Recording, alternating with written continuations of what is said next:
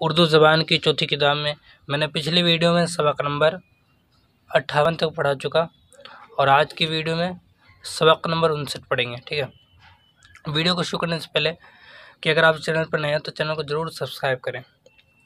आपसे शिकायत रहती है आप वीडियो देखते हैं पर लाइक नहीं करते, लाइक तो ज़रूर किया करें। ठीक है, तो चलिए शुरू करते हैं। बिस्मिल्लाहिर्रहमानिर्रहीम। बैलून या गुब्बारा। अगर एक पुररोगन कुप्पे को डांट लगाकर तह आब में गर्क कर दें तो वह अज खुद ऊपर को उठता चला आता है। हाल ये है कि इतने ही कदो कामत का पानी जितना के कुप्पा है बनिस्बत इस वज़न के जो तेल और कुप्पे का है ज़्यादा वज़नी है, और ये कुदरती क़ानून है कि सयाल चीज़ें हल्की शय को ऊपर उछाल देती है। इसी कायदे के मुताबिक आतिशबाज़ी का बुर्ज हवा में बुलंद होकर रात के वक्त मिसल सितारे, ये सितारे पढ़ा जाएगा। ठीक है, सितारे या मुतहर्रिक अंगारे, अंगारे पढ़ा जाएगा, अंगारा लिखा हो लेकिन अंगारे पढ़ा जाएगा। ठीक है, मुतहर्रिक अंगारे के नज़र आता है। गालिबन ये तमाशा किसी शादी की तकरीब में तुम्हारी नज़र से गुज़रा होगा।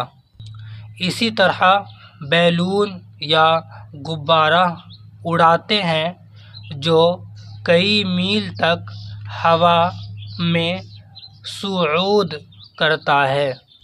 ये देखना, ये सुऊद है। ठीक है, सुऊद का मतलब होता है बुलंदी पर चढ़ना, पीछे माना भी इसका दिया हुआ है।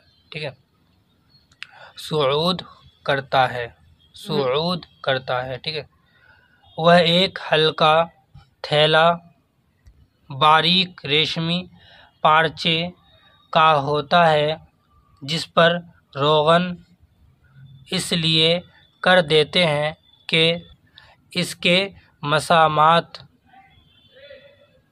मसामात से हवा ना गुज़र सके। जब इस रेशमी कैसे में हाइड्रोजन गैस भरते हैं तो वह फूल कर एक कुर्रा या बेज़े की शक्ल का हो जाता है। यहाँ बेज़े का मतलब होता है अंडा। ठीक है, बेज़े का मतलब अंडा, बेज़े की शक्ल का हो जाता है। हाइड्रोजन एक किस्म की हवा है कि इस मामूली हवा से वज़न में 14 गुनी खफीफ है। गुब्बारे का ढांचा हिसाब की रूह से इतना वसीअ रखते हैं कि ढांचा और जो शख्स इसमें सवार हो और जितनी मिक़दार हाइड्रोजन की इसके अंदर समा जाए, इन तीनों का मजमूई वज़न इतनी ही कदो कामत की आम हवा के वज़न से कम हो। इस अंदाज़े से तैयार करके जब इसकी डोरी छोड़ते हैं तो वह अपने राकिब समेत सतह ज़मीन से आसमान की जानिब सुऊद करता और हवा के रुख चलता है। इस फ़न के माहिरीन ने ऐसी तरकीब भी निकाल ली है कि इसके ज़ोर को कमोबेश कर सके और जहाँ चाहे उतर सके, लेकिन अभी इतना काबू नहीं पाया कि इसको आम सवारी की तरह काम में ला सके।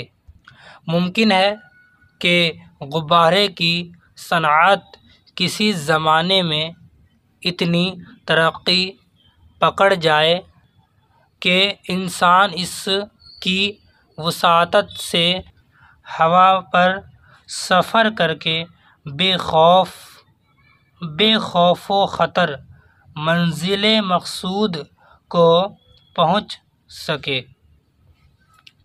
ये है गुब्बारा, ठीक है, जो सवार करते हैं। आइए हम नीचे इनका माने पढ़ेंगे। जो डिफ़िकल्ट शब्द आए हैं, डिफ़िकल्ट लफ्ज़ आए, उनके माने पढ़ते हैं। तो सयाल का माना है बहने वाला, ठीक है। खफीफ का मतलब है हल्का। तकरीब का मतलब है खुशी, ठीक है। राकिब का मतलब है सवार। सुऊद का मतलब है बुलंदी पर चढ़ना। बेज़ा का मतलब है अंडा।